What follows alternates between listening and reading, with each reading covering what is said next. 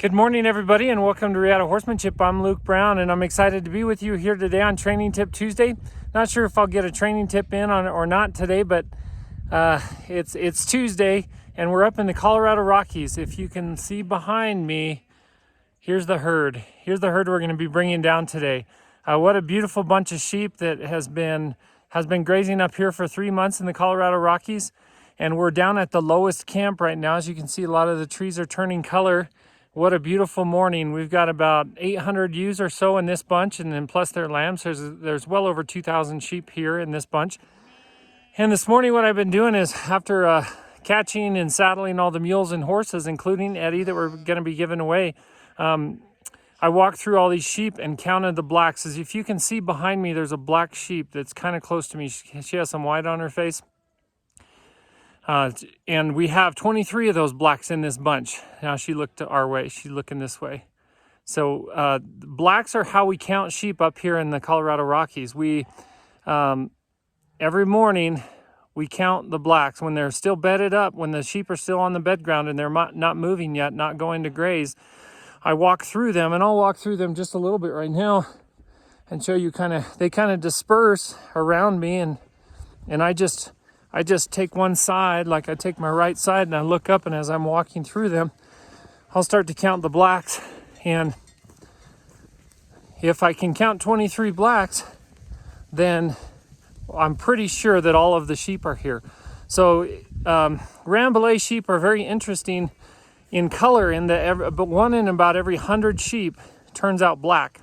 And those blacks, well, they have some white on them, but they're black otherwise, or have a little brown shade to them sometimes, but we call them blacks, and not because they're black-faced sheep. They're Rambouillet. They're white-faced sheep, wool sheep, but they turn black.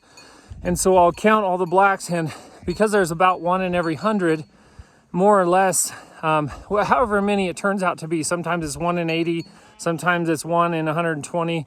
It just depends, but as a general rule, it's about 1 in 100 sheep are black, and so those are who we count. We obviously can't count all of these sheep. I can't count all 2,000 of them. So I count the blacks. And if all the blacks are here, then I'm pretty certain that all of the sheep are here. And if we have a black missing, most likely we have a group of sheep missing, 50 to 100, sometimes 200 sheep missing if there's a black missing. And that's how we kind of keep count of them up here in the Colorado Rockies.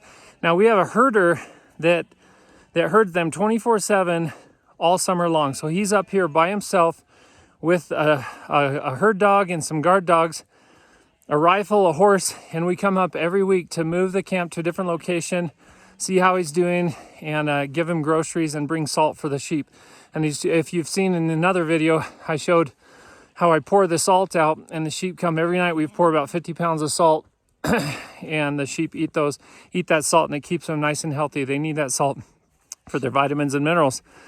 And let me get up here on top of this. It's higher altitude, so I start losing my breath a little bit up here. I'm used to like 1,800 feet down in the Phoenix area. So right here, we're probably at, probably 9,500, maybe 10,000 feet right here in the Rockies. Let me show you.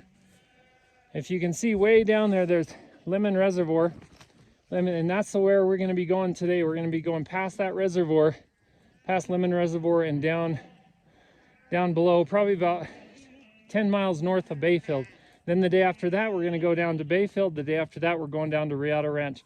So from here, we're probably about 30 miles from Reata Ranch, but we have forest permits up here in the Colorado Rockies. These are the San Juan Mountains of the Colorado Rockies.